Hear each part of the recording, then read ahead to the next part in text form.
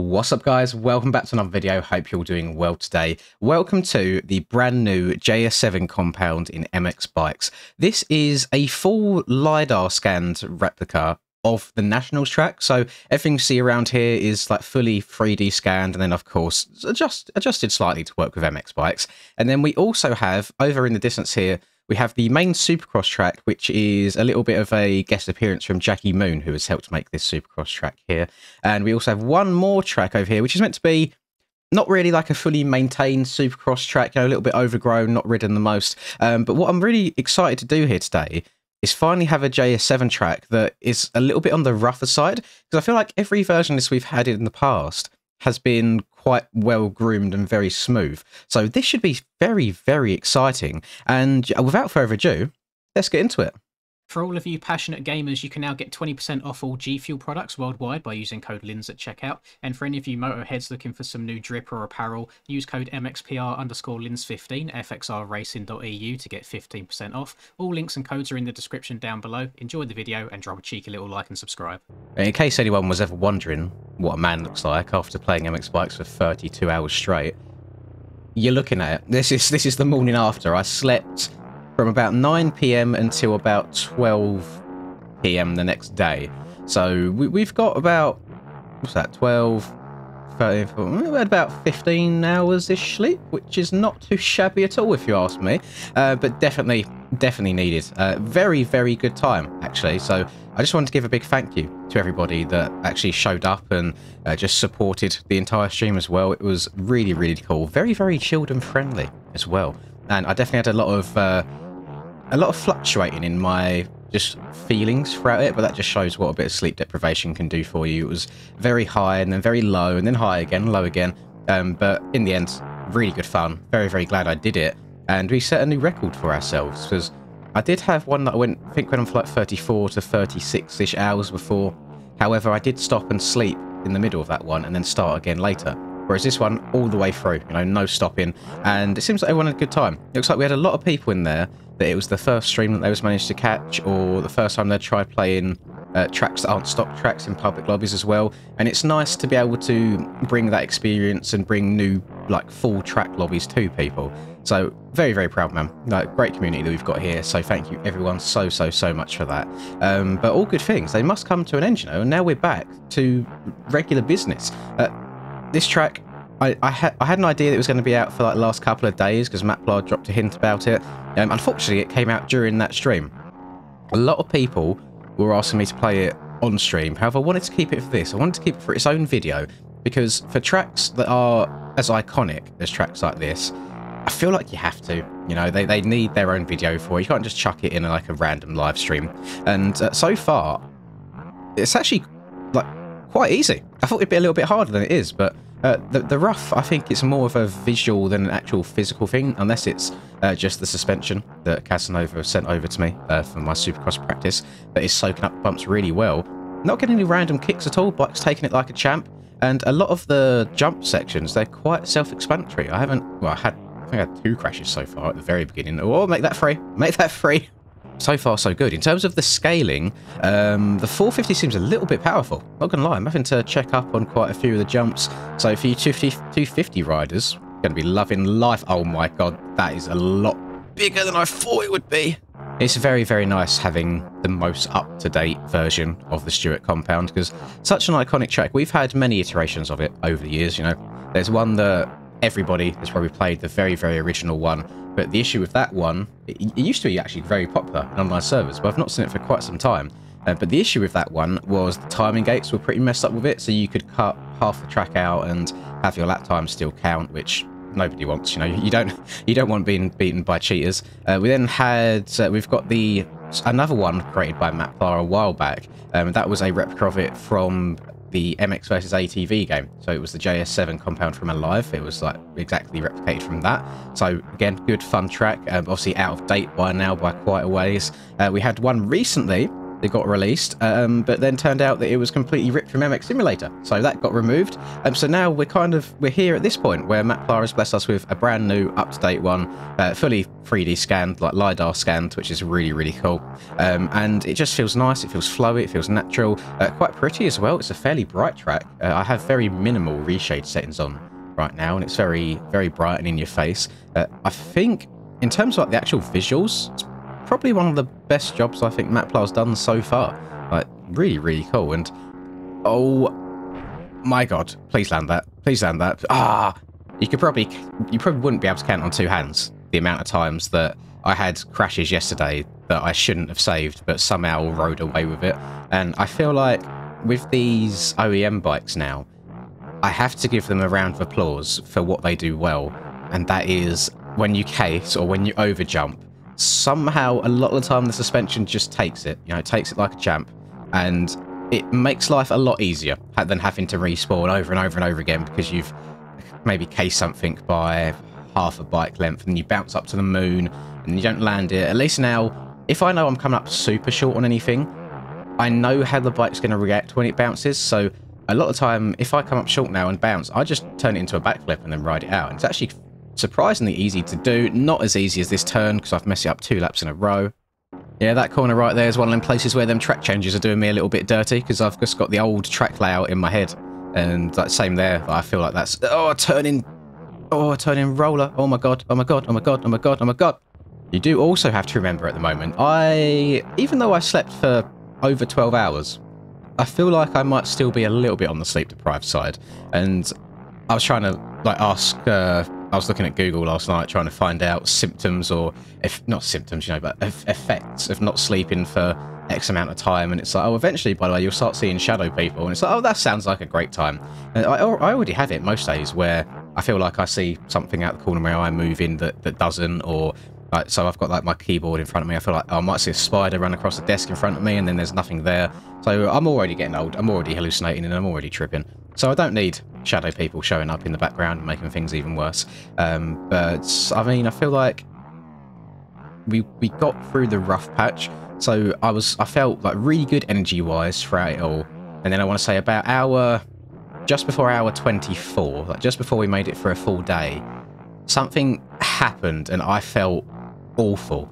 Like I kept having, like, I want to say, like, micro sleeps. I'd sit back in my chair, close my eyes, and then I'd open my eyes after what felt like 10 seconds, and then chat was saying it had been like 40 seconds to a minute, and I was like, I don't remember time passing that quickly, but we made it through it. That is the most important thing. And would I do it again? Yeah, probably. I probably would. It's just good fun. And obviously, the donations make a massive difference. Money motivates. I don't care who you ask. Like, people can try and be as politically correct as they want, but at the end of the day, money motivates. I mean, we had some very interesting conversations about what you would do for money on that stream. One of them was even the value that you'd put on being pegged. So there you go. You can let me know your value of being pegged in the comments. This is the kind of content you don't get on other YouTube channels. You don't get comments. I just want you to put a cash amount, like a value amount. I don't want you to put all of the rest of the stuff because I would like to still be monetized, and for some reason YouTube does take comments into account when it comes to monetization. But yeah, that was one of the conversations that we had. We also brought up a very cool thing where I was like, you know what? If anyone at any random point in any of my live streams ever slaps in a £5,000, dollar, euro, whatever it may be, like donation, this does not count for like yen or something. You can't scumbag the system and have it really cheap. Then Charlie will literally drive over to my house and live on stream, we will shave my headboard. Because you know what? Big W's for that kind of money. That's actually unreal. And also, one other cool thing that came from that stream is I said that if we made the 24-hour mark, which we did, you guys will be getting a Fortnite live stream at some point. I can't promise you when exactly that will be. It's going to be before the end of the year. I'll say that much. It'll be before the year is over. But yeah, a Fortnite live stream at some point will happen. It's going to be no build. You cannot get me to try and go into build lobbies. Because, first of all, when I play on keyboard and mouse, I may as well just have, like, just use my fists rather than my fingers to play. It's not cool. It's not good at all. I'm awful at it. I'm going to be one of them people that you see running around that you think is a bot. You think it's AI, because I am that bad on keyboard and mouse. And I don't want to play a game like that on controller. I feel like that's a really, really weird thing to do. So, I mean, keep your eyes open for that if you're one of them Fortnite enjoyers. I feel like Fortnite's definitely popped off again recently in terms of popularity, so I feel like I'll do my part, and you guys can see how bad I am and just have a laugh at me for it, and maybe give me some tips, give me some advice, and we'll be in for a good time overall there. Now, so far, this lap has actually been alright, because I want to do one good lap before I move over to the Supercross track. Otherwise, I feel like I failed Maplar, and I don't want to do that, because it looks like he's put a lot of time and a lot of effort into making this. So I just want to try and memorise how big the jumps are, which usually would be easier said than done. But when you've also got that muscle memory in the back of your head of JS7 compounds that you've played in the past, and you think the track goes somewhere it doesn't, it gets a little bit more tricky. This is a scrub jump. I have to check up a lot here. Let's just scrub, stay nice and low. Lovely. And then we're going to check up a little bit here. Scrub this one a tiny bit, but not too much. And then we can scrub this one quite a lot, because it's a big old booer. Please get away with it. Please get away with it. Please get away with it. Yes, that's what I mean. Honestly, the OEM bikes, when it comes to over jumping, top tier. Love it. This one is just a little step on, and then I can step off. Get the front wheel over that. Yes. I'm going to scrub this quite hard. This one, not as much, but a decent amount. And then we're going to drift over wide into this berm here, so we can carry as much speed as possible. Go double, triple, double through this little roller section. And then, oh god, I can't remember what is here. We've got rollers. Oh, okay, so I need to triple around this corner at the top here. So I need to come out wide and then jump across to the left, hit the little accidental oppo whip there. You can probably double out of that afterwards. I got that a bit wrong. And then it still counts. It still counts as a clean lap, even though it is literally the fourth lap in a row I've done the same thing. And then we hit this scrub jump here, and the jump after this, I need to hit a little bit harder, because every single time I've come up short. So, yeah, yeet. And perfecto, that's what we like to see. Scrub this bad boy. Little roller here into the left-hander. Nice. And then we've only got one more corner left to go before we hit the finish line, which I think is actually just the Red Bull. Well, it's not Red Bull, you know what I mean. We're not allowed to call it the Red Bull arch. It is this arch here. It is the Maplar arch. And there you go. There is finally a semi-clean lap with one minor off-track excursion of the Nationals track. And now we get to come over here to the Supercross one, which is created by Mr. Jackie Moon himself. I was thinking of maybe doing a lap or two of practice, but I like showing you guys how I learn Supercross tracks, so that's exactly what we're going to do. Quite a steep and peaky whoop section there, but luckily for us it's quite a short one too. Jumps feel very peaky, so we might be able to get some big boy lines going on. This one you definitely want to go step on and then step off to here, and then I think you can triple and single out into the corner. So you'd go jump into the berm like this. Another whoop section. These ones just as steep. Oh, they are. Oh, these are very steep. Very steep. Very steep. Hold on to her. No chance. And we goes back across the start straight. Round to the right. I think you might be able to quad that if you get a good enough run. What Maplar did say in the track description of this when he posted it on the shop is that when the erode kicks in, you can get some of them like really naughty lines that you can do. So definitely keep an eye out for that. It doesn't erode kind of the same on lines it does in testing. But yeah, testing erode's a different breed. You can hit all sorts of weird and wonderful lines, especially with the amount of grip that we've got at the moment. Enjoy it while it lasts, because I'm pretty sure we might be getting a tyre update before the Supercross season begins. But let's make the most of it for now. Let's hit the weird and wonderful lines whilst we can.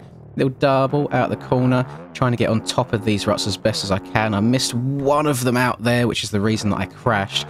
Honestly, I think those whips might be the kind of whips where you need to go in slower to actually survive, which is a difficult concept to get your head around sometimes, but it does work. And then we go step on, step off, triple. You might even, if you get a good run, because my back tyre got hung up there on the step on. If you get a good run, you might even be able to quad all the way out. And there you go. I went slower into this whoop section this time, and we made it through a lot cleaner. So if you swing out wide, we just go on, off, double. That seems like quite a simple, quite a safe line to do. A little bit of handlebar shake around the corner, but not too bad. Finish line jump, very, very peaky. Probably get a bit backwards if you wanted to. And then round to the left, open up this corner, round to the right, go triple. You could probably even quad into that. Try and turn this into a backflip. Cannot do so. Just for the memes, just for the culture. Let me see, let me see if that's possible. Yeah, yeet. Maybe with erode. What they've done, which actually kind of prevents you from quadding really easily, is they've put a second rut in the corner rather than just the berm. Whether that was by choice or whether that was just to make you be able to cut down a bit easier, I'm not too sure. But if that wasn't there, I think you'd be able to quad into there all day long. So without the quad, it seems like quite a straightforward triple. So double over here. Let's try and hit these whoops slower again. So we hit each and every one. Nice. It actually feels nice. Like, even though you're going slow, when your front wheel hits each and every one of those, it feels really, really good. Completely messed that up, so we're not going to be stepping on right now. So we're going to go double out, then triple, pitch the bike in so it lands nicely. Let's grab a single into the turn. We'll hit these a little bit slower again, so we hit each one. I'm sure there is a way of blitzing them, but for right now, just to actually get around the track fairly consistently, not really want to be doing anything weird and wonderful. And then big jump up and over the finish line. Lovely. Don't go over the berm. I over jump the finish a little bit. So let's try this inside right here, actually. So you can come here, cut down a bit, go triple, and then triple into the turn. An apex this to see what we can send. So you go triple in, and then step on and step off, please. Yes, we're alive. Lovely. You know what would be really cool, by the way? This is very off topic and random. If anyone was ever able to get a pit bike model and just slap a pit...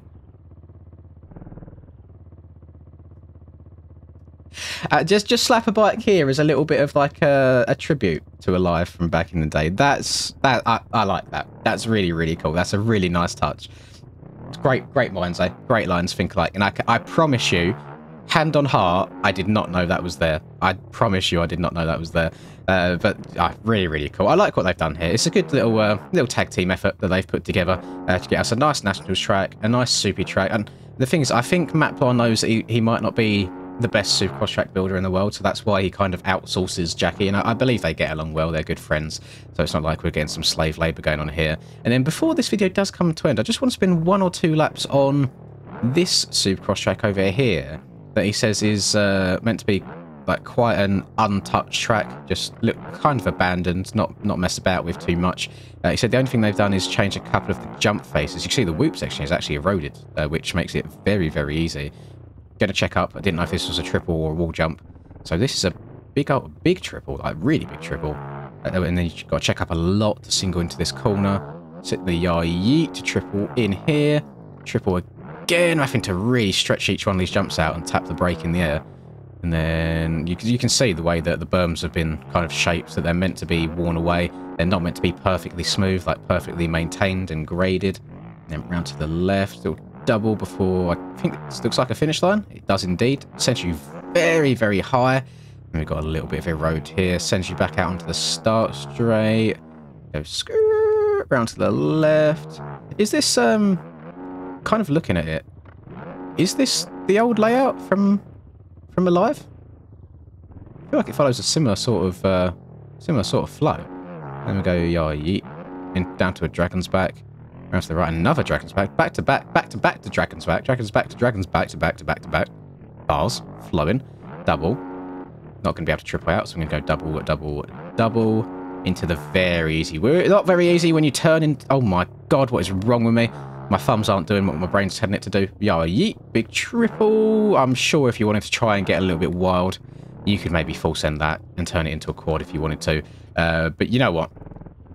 I'm going to give up. I'm going to give up at this point. Like, my brain is not at a good stage right now. It really isn't. And I probably should have taken a day off, if I'm honest with you. I have no idea why I've woken up and instantly decided to hop back on the game. Call it addiction. It probably is. But that's going to do it for me. I'm really happy. Really, really happy that we've got a brand new JS7 compound. It's going to be really fun ripping around these with the boys in public lobbies. So please, don't hate on me when I do paid tracks every now and then. I think we've done like 5.5 hours of free tracks at the start of yesterday's stream, and then I went on to one paid track, which was Fat Muppet's new CGI facility, and everyone was annoyed. It's like, bruh, please, just every now and then let me do what I want to do. But it's fine. People will be people. But I hope you've enjoyed this video. I apologise if I sound a little bit meh, or I look even more meh, but lack of sleep, plus talking for 32 hours, plus MX Bikes for 32 hours, it does drain you. As much as we want to say, oh, it's just playing video games, it does get a bit tiring. But again, thank you for all the support yesterday. I really did appreciate it. And thank you for watching this video as well. If you liked it, please do drop a like and subscribe to the channel if you're new. I really would appreciate it. Have a lovely rest of the day, whatever you're up to. And I'll catch you all in the next video. Peace.